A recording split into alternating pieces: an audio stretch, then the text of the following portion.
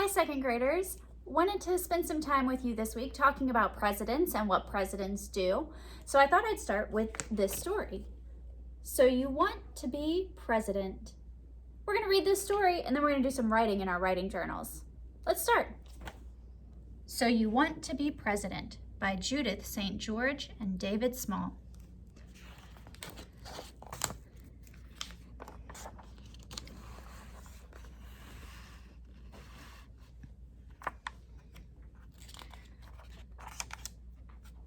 So you want to be president.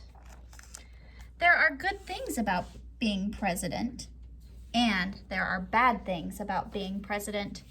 One of the good things is that the president lives in a big white house called the White House. Another good thing about being president is that the president has a swimming pool, bowling alley, and movie theater. The president never has to take out the garbage. The president doesn't have to eat yucky vegetables. As a boy, George Bush had to eat broccoli. When George Bush grew up, he became president, and that was the end of the broccoli. One of the bad things about being president is that the president always has to be dressed up.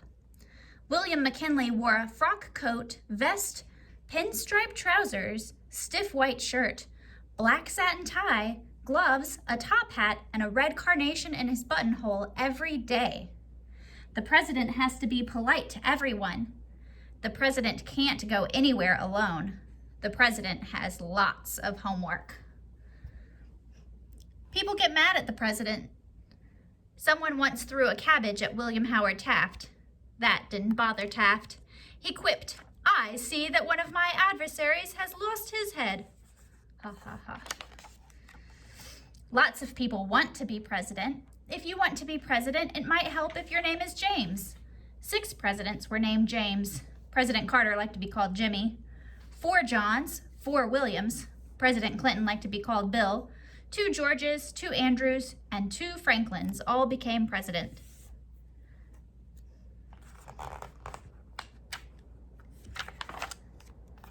You probably weren't born in a log cabin. That's too bad.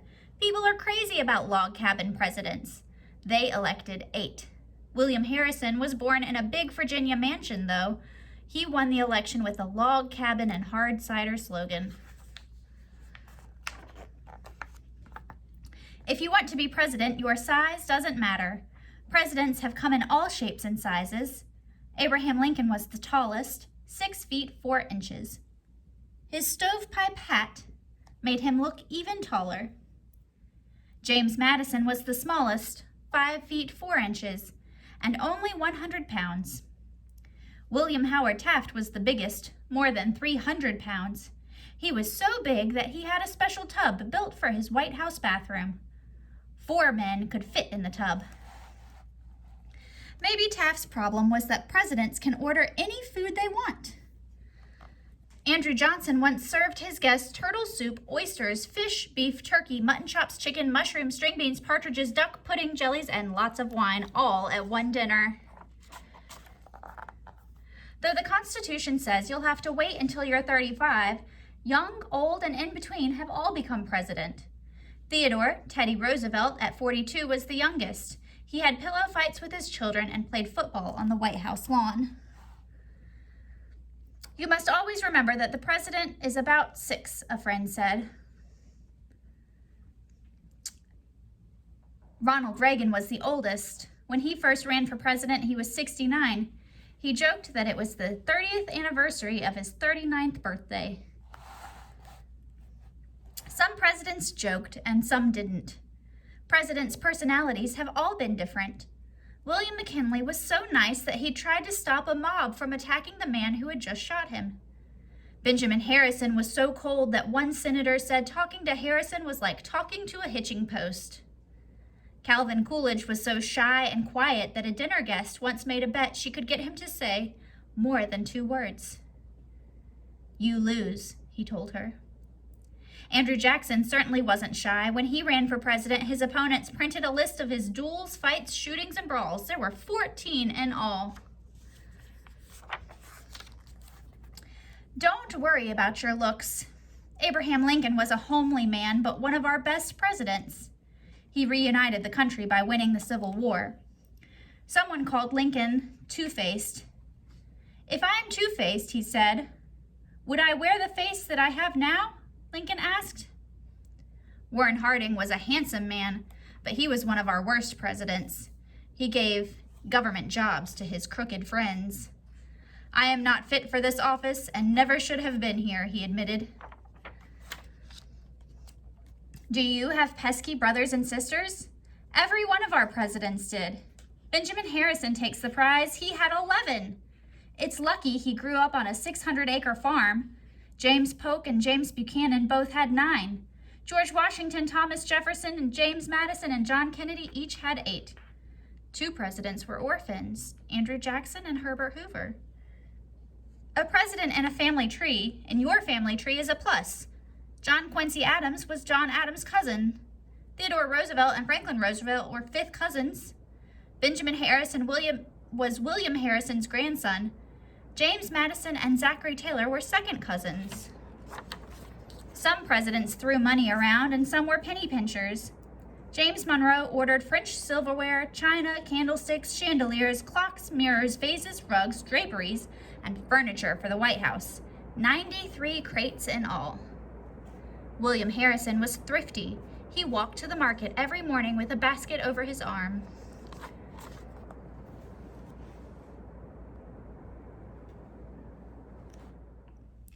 Do you have a pet? All kinds of pets have lived in the White House, mostly dogs. Herbert Hoover had 3 dogs, Piney, Snowflake, and Tut. Franklin Roosevelt's dog, Follow, was almost as famous as his owner. George Bush's dog wrote Millie's book, Adventures of a White House Dog, as reported by Mrs. Bush. Ulysses Grant had horses. Benjamin Harrison's goat pulled his grandchildren around in a cart. The Coolidges had a pet raccoon. Jimmy Carter and Bill Clinton preferred cats.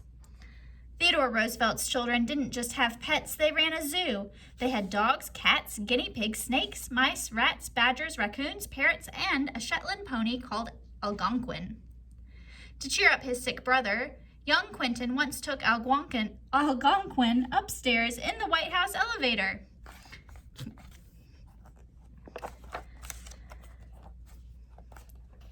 Every single president has taken this oath. I do solemnly swear or affirm that I will faithfully execute the office of President of the United States, and I will to the best of my ability preserve, protect, and defend the Constitution of the United States. Only 35 words, but it's a big order when you're president of this country. Abraham Lincoln was tops at filling that order. I know very well that many others might in this matter, as in others do better than I can, he said. But I am here, and I must do the best I can and bear the responsibility of taking the course which I feel I ought to take. That's the bottom line. Tall, short, fat, thin, talkative, quiet, vain, humble, lawyer, teacher, or soldier. This is what most of our presidents have tried to do, each in his own way. Some succeeded, some failed. If you want to be president, a good president, pattern yourself after the best. Our best have asked more of themselves than they thought they could give. They've had the courage, spirit, and will to do what they knew was right. Most of all, their first priority has always been the people and the country they served. I want to pause here because I want to do some writing today. Grab your writing journal. I want to think about, what would I do if I were president?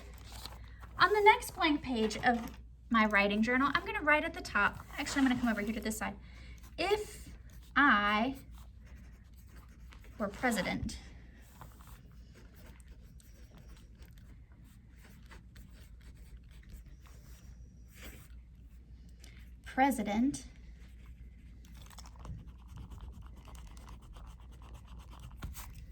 if I were president, it's going to go in a bubble in the middle. What are some things that I would want to make sure happens if I were president? I want to think of at least 3 big ideas. 1, I want to make sure everyone is treated fairly.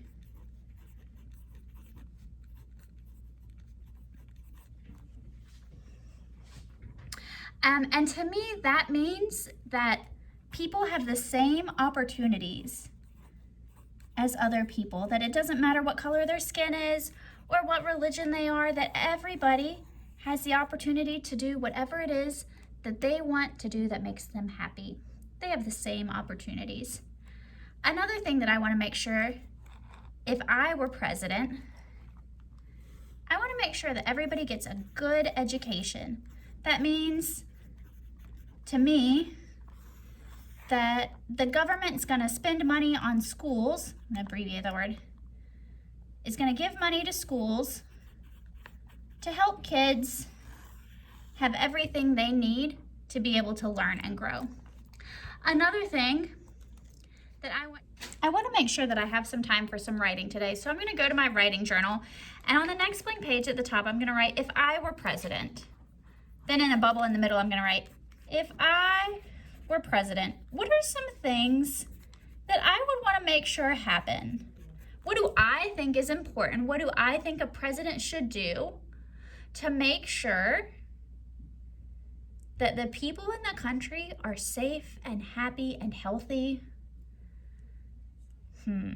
I think one thing that I think is really important is that everyone is treated fairly.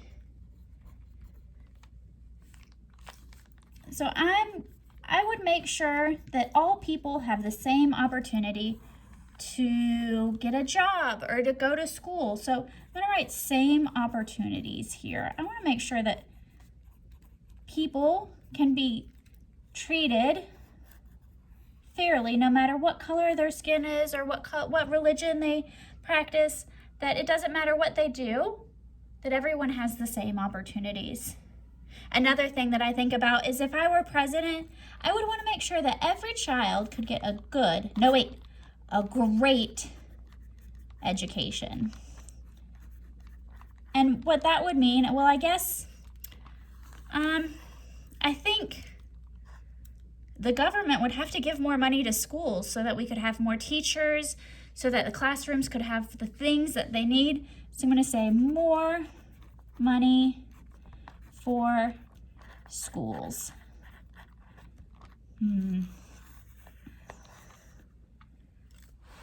What else? If I were president, I'm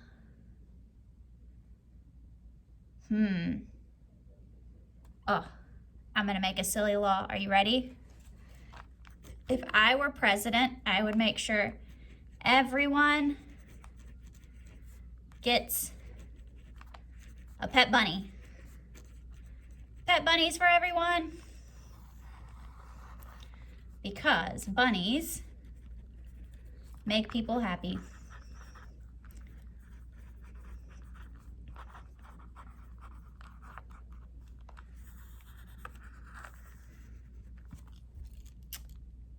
Oh, I also want to make sure, and I don't know if this is going to make it in my paragraph yet, I want to make sure people stay healthy.